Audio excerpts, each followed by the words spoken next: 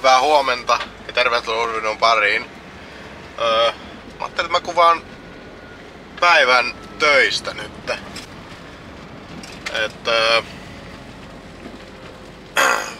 Viikonloppuna on taas kisat Asikkalassa. Nyt on torstai-päivä, niin mä kuvaan millainen on mun työpäivä ja sit mä vähän ehkä laitan omaa pyörääkin siinä kondikseen. Kävin eilen vähän testaan pyörää. Ollut aika kiire viikko töissä nyt, niin ei oo hirveästi kerennyt ajamaan. Korisin pyörän vaankin viime kisojen jäljiltä, kun menin siihen Virtapään koppahajalle siellä ja vähän puolustin sitä ja sitten eilen kävin tosiaan testaan sitä. Meni tosi myöhäiseksi, pääsin vasta 7 aikaa joskus ajamaan, niin oli aika nopeet ajot, mutta pääs nopeasti vähän kokeileen pyörää. Ja joo. Mut joo, nyt ihan ekana kello on vähän vaille 9. Mä käyn viemään kirjanpitäjälle kaikki viime kuun lappuset ja sitten sit matkaan töihin.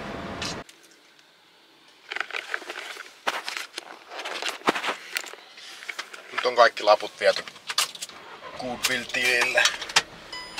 Ja nyt mä jatkan tästä työmaalle. Ainut mikä huono puoli tälleen, mä en tykkää täällä keskustassa mennä asiamaan mihinkään, kun täällä on parkkipirkkoja, varsinkin aamulla ne päivystää. Ja sitten noin niinku kaikki maksullisia paikkoja pitäis laittaa. Nyt mä laitoin Easy Parkin, mulla ei mennyt se joku pari minuuttia tai minuuttia ehkä. Niin se ei velota siitä mitään, kun se on niin vähän aikaa. En oo aikaisemmin huomannut tommoista asiaa. Mut joo, nyt mä ajelen tästä töihin.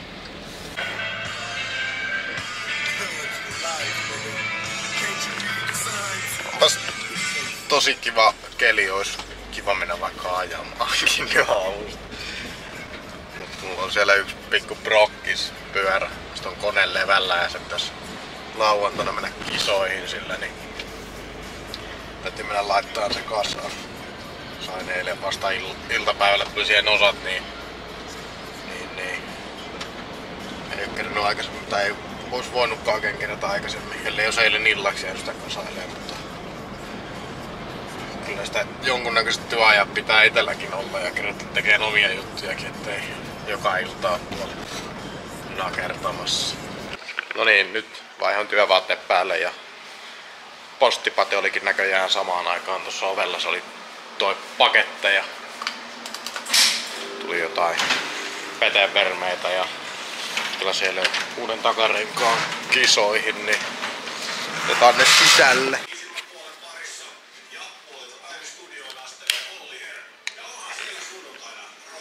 Tässä olisi tämän päivän työmaali. Tuosta on kone irti. On täällä purettuna. Osia. Mut joo. Se piti remondeeraa nyt toi Fantikin kone, niin siinä on tämän päivän homma. Tässä on vähän kaiken näköistä muutakin projektia. Mulla oli muutama kone nyt levällään. Pöydät täys. Eilen illalla sain onneksi, tai maanantai vai tiistai-iltana mä jäin kasailemaan. Meillä on itellä semmonen vanha 2-tahti temmi, semmonen 300. Niin sit mä eilen sen takia meni vähän myöhäisesti tuo ajonlähtö, kun laitoin sen pyörän loppuun valmiiksi. Samuli kävi sitä vähän tässä kasailee ja sain sen mistä sitä pois tieltä, että nää oli ihan aivan täys nää pöydät. Mut joo, tänään laitan tuo Fantik-nippu, niin saadaan vähän lisää taas tilaa, niin otetaan seuraavaa projektia tähän. No niin, nyt ruvettiin duunaan tätä. Tämmönen kone, mikä on valmiiksi purettuna. tai minkä mä oon niinku aikaisemmin jo purkanut, niin tää on ihan... No sanotaan, että jos mä aloittaisin ton niinku aamulla olisin aloittanut, että mä rupean purkamaan pyörästä konetta irti ja leväytän sen tähän, jos olisi vaikka osat ollut valmiina. Tosin tässä tapauksessa mä en viittinyt tilata valmiiksi, kun ei tiedä ikinä mitä sinne tarvii vaihtaa.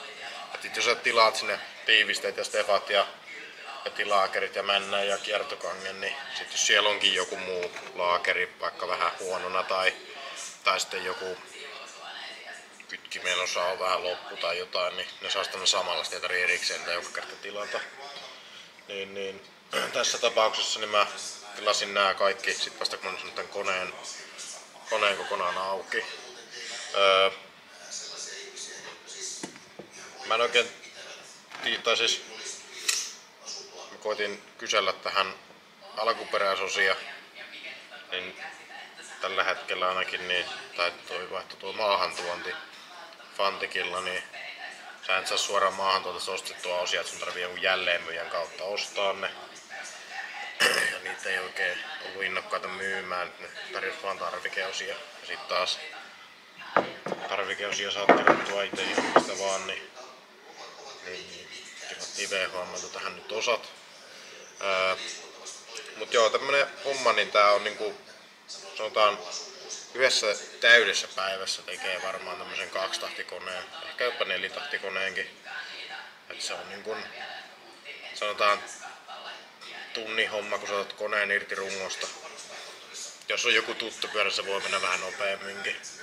Ja no sit sä avaat koneen, tutkit osat, siihen menee joku 1,5 tuntia ehkä, kun sä tutkit tarkkaan kaiken, että se tarvii vaihtaa.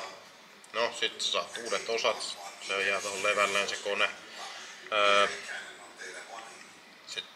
Sit sä vaihtelet ne osat, mitä tarvii, et jos laakeroidaan kokonaan uudestaan kone ja vaihtaa kiertokankia, mäntä ja tämmöset, niin se ottaa jonkun, sanotaan tämmönen 2-tahtikone on, niin siinä menee 5-6 tuntia 4-tahtikoneeseen. Jos vaihtaisin venttiilivaren tiivisteitä ja tällaisia, niin sit jos tarvii vaikka venttiilejä säätää, niin, tai välyksiä säätää, niin se ottaa vielä sen ainakin tunnin 1,5 lisää. Et irtomoottorina niin se on niinku 5-7 tuntiin keskimäärin, mitä menee aikaa. Ja sitten vielä lisäksi, jos on koko pyörä, niin siinä tulee semmonen muutama tunti työtä vielä, kun se otetaan rungosta se kone ja laitetaan takaisin sitten.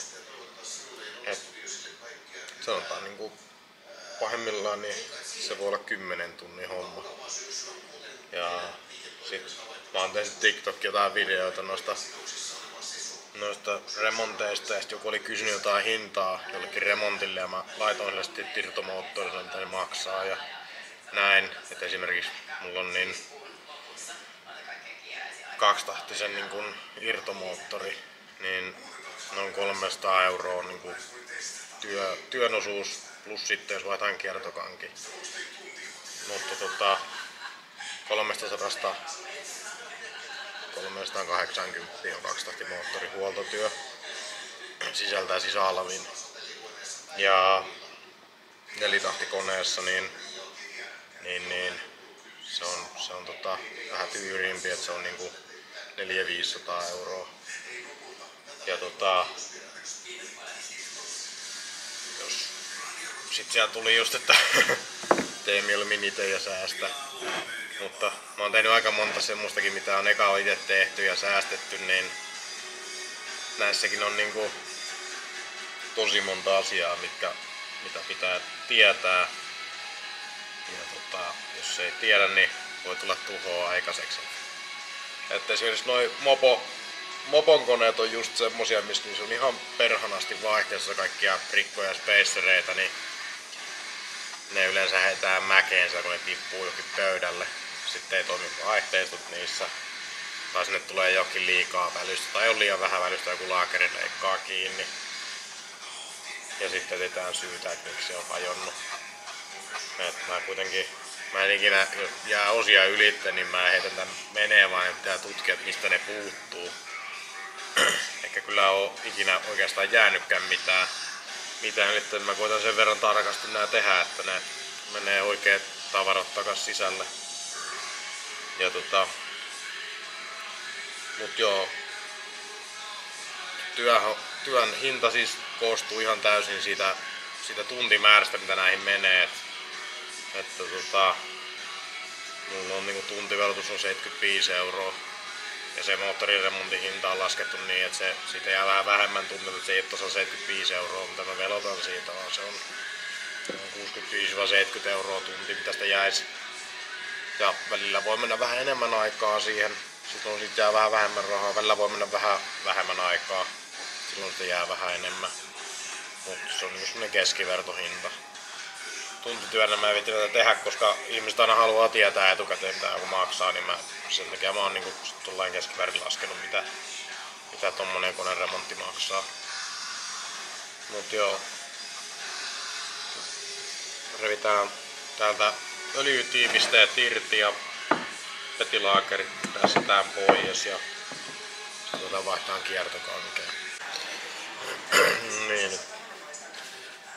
Toi petilaakeri, tai yleensäkin kun laakereita otetaan pois näistä lohkoista, varsinkin esimerkiksi nää kun nää on nyt tehtaan jäljiltä ihan niin kuin avaamaton kone, niin nää ei ole välistynyt vielä nämä laakeripesät yhtään, niin kannattaa vähän lämmittää tuota lohkoa ennen kuin sen nappaa pois. Jotkut ottaa sillä että ne nappaa niinku vasaralla ja lyöt tuolta puolta sen, mutta prässillä mun mielestä se lähtee vähän sellainen pehmosammin, että siinä ei tule mitään iskua. Sitten näistä tiivistä pinnoista kannattaa poistaa, täällä on niinku ohjuriholkkeen, niin kun sä painat vaikka prässillä sitä niin pois ne, niin se ei jää mitenkään vinoon se lohko. Mä oon yhden lohkon hajottanut prässillä silloin, että siis silloin painaa tää laakeri. Tosin se laakeri oli joku viallinen, koska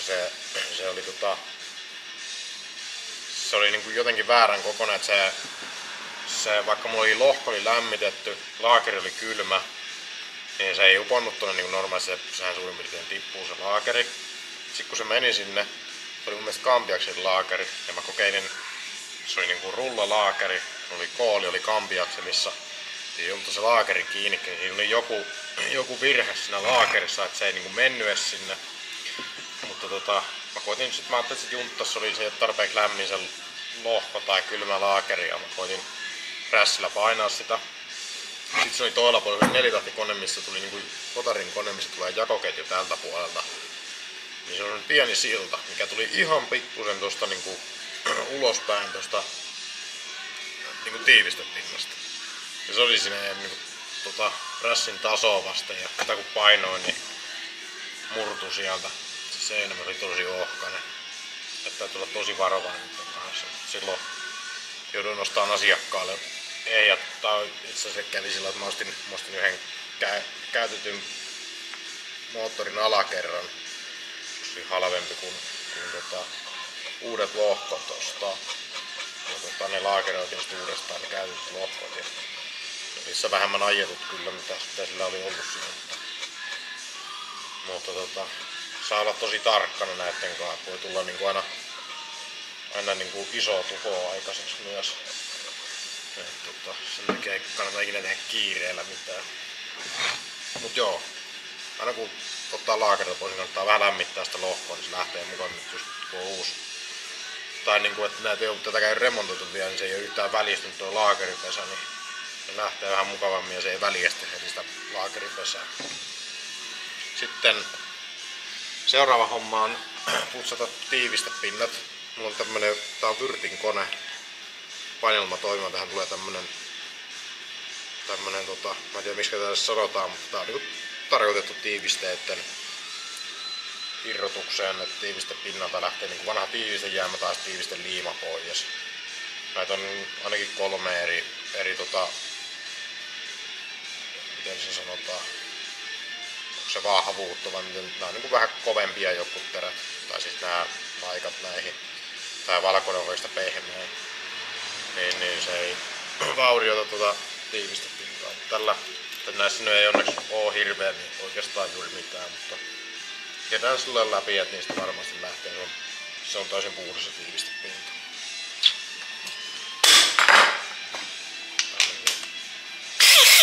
tämmönen kone ja sit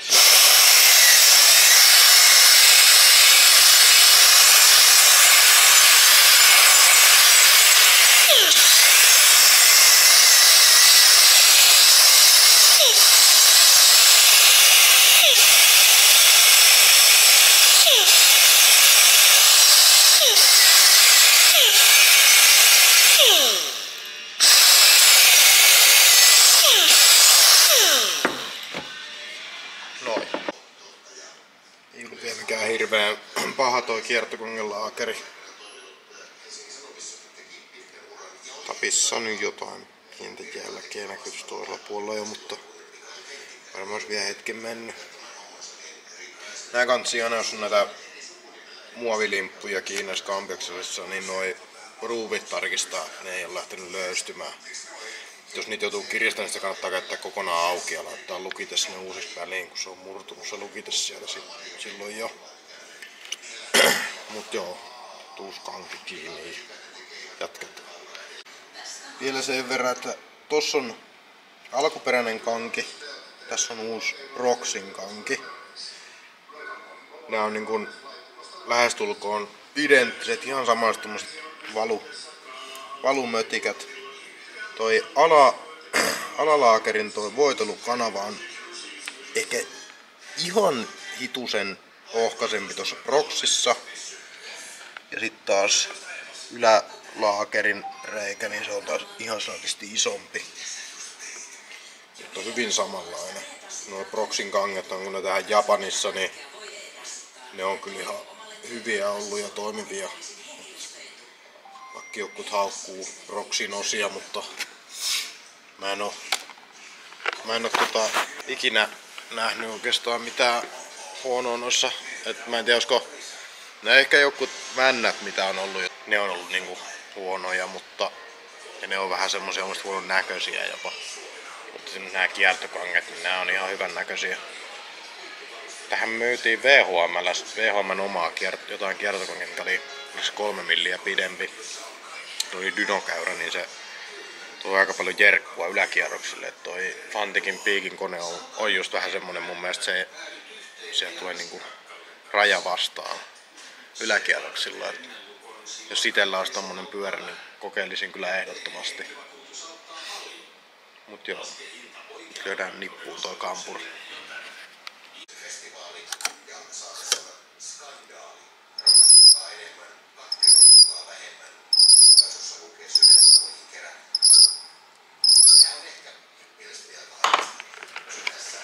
Siitä tuli aika hyvä. Nyt sitten vaan ruvetaan kasailemaan konetta. Joo. Jatketaan koneen kasailua. Petilahakerit ja nyt vielä tsekkaa. Mä vähän kattelin näitä. Nää on niinku aika hyvin kohdallaan kaikki kanavat. Että nää on kyllä niinku japsipyörissä, niin nää on tosi usein kyllä menee niinku hyvin likelle, mutta ainut mikä tässä vähän mun mielestä, mä en tiedä, tää pintahan tämmönen tosi niinku sileä. Mä en tiedä kuinka tää niinku pisaroituu tohon polttoaineen. No,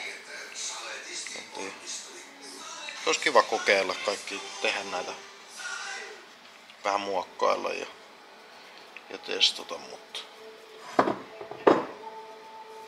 ehkä mä nyt vaan tehdään rentsa tähän vehkeeseen.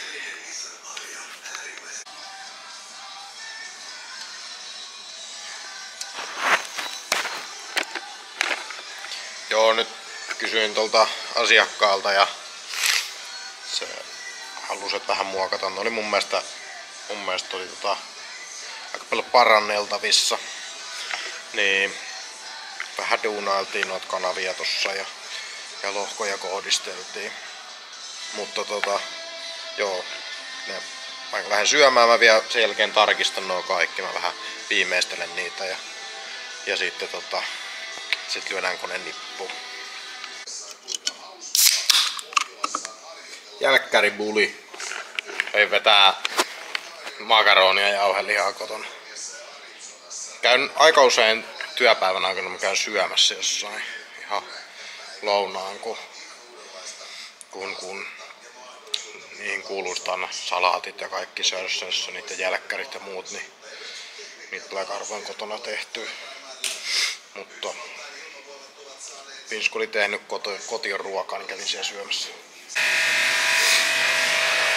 Kun uudet laakerit kiinni ja stefat asennettu ja kampiaksi on nyt pakkasessa vähän jäähtymässä, koska mä seuraavaksi tuohon vaihteistoon. Ja sitten lyödään lohkot nippuun.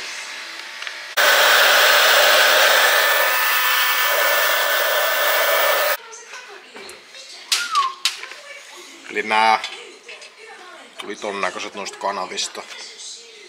Ja tässä on tää sylkky.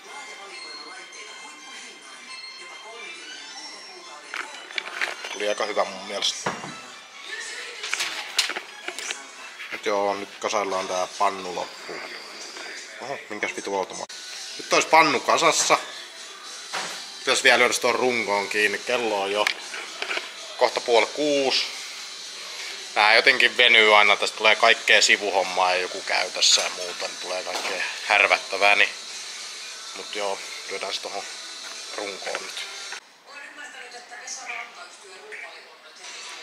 Nyt on pannu kiinni. Putke ei oikein istunut, oijottiin sitä, mutta ei se sitä tuu hakkaa niin paljon, se oli niin terävät lommot ja se on oijottu miljoona kertaa, niin se ei istu enää kunnolla, niin tuo toisen putken tähän, laitaan se vielä kiinni. Mut joo, siinä oli työpäivä teille. Nyt täytyy ruveta vielä omaa pyörää vähän laittelemaan.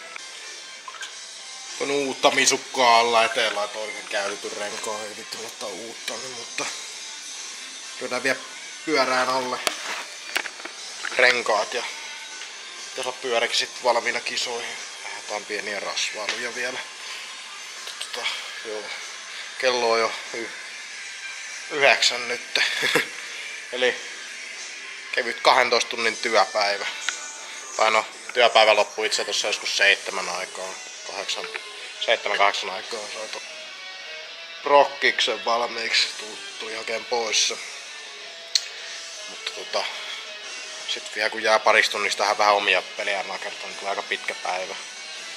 2 ruokataukoa, onneksi saatiin Pinsku toi ruuat töihin toisen kerran, niin ei tarvinnut lähteä reissaan mihinkään, ei mene aikaa siihen. Mutta joo.